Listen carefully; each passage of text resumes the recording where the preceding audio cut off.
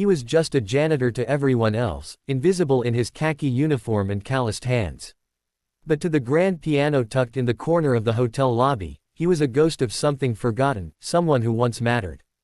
Every night after the guests left and the chandeliers dimmed, he would gently wipe the dust from the black and ivory keys, his fingers pausing like they remembered a time they belonged there.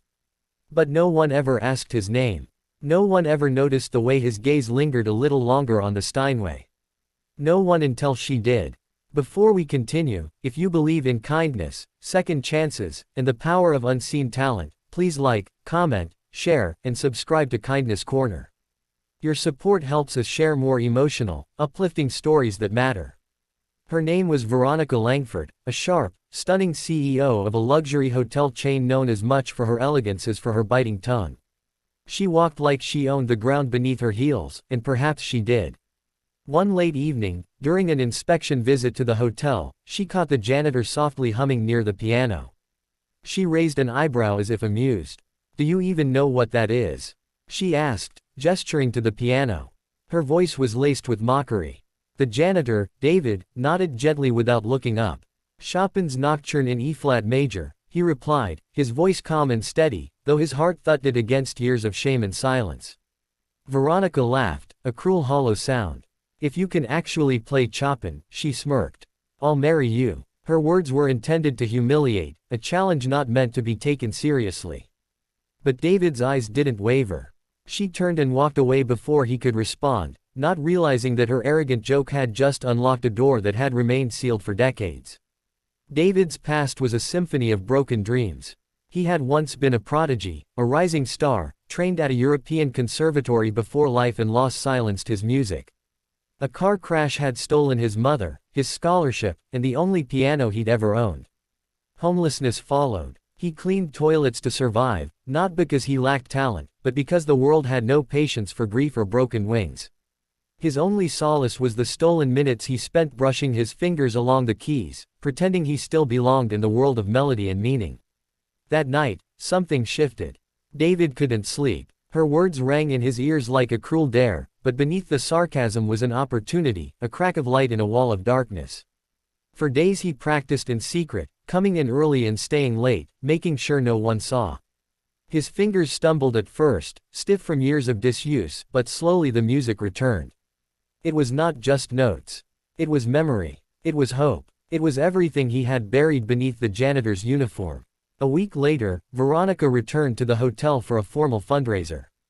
The lobby was filled with guests in glittering gowns and crisp tuxedos. A jazz trio was scheduled to play, but due to a last-minute cancellation, the piano stood quietly waiting. David saw his chance. He removed his gloves, his apron, and slowly walked to the bench. The room fell into a hush as he sat down. Most guests thought he was just moving the piano, maybe cleaning it. But when he placed his fingers on the keys and began to play, something incredible happened.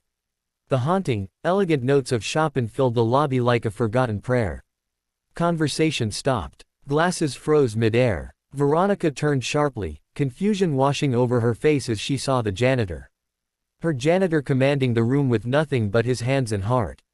The music poured out of him, not just as sound, but as truth. Pain, love, loss, and healing were all stitched into each measure. The lobby melted into a quiet cathedral of emotion. Some guests wept without knowing why. Veronica stood motionless, her face pale, her lips parted in awe. For the first time in a long time, she was speechless. When he finished, the silence lingered as if no one dared disturb the sacred air he had created. Then came the applause, hesitant at first, then roaring, overwhelming. But David didn't smile. He stood, bowed slightly, and walked away without looking at her. He had already said everything he needed to say with his music. Veronica approached him later, her usual poise shaken. "Why didn't you ever tell anyone?" she whispered. David simply replied, "No one ever asked."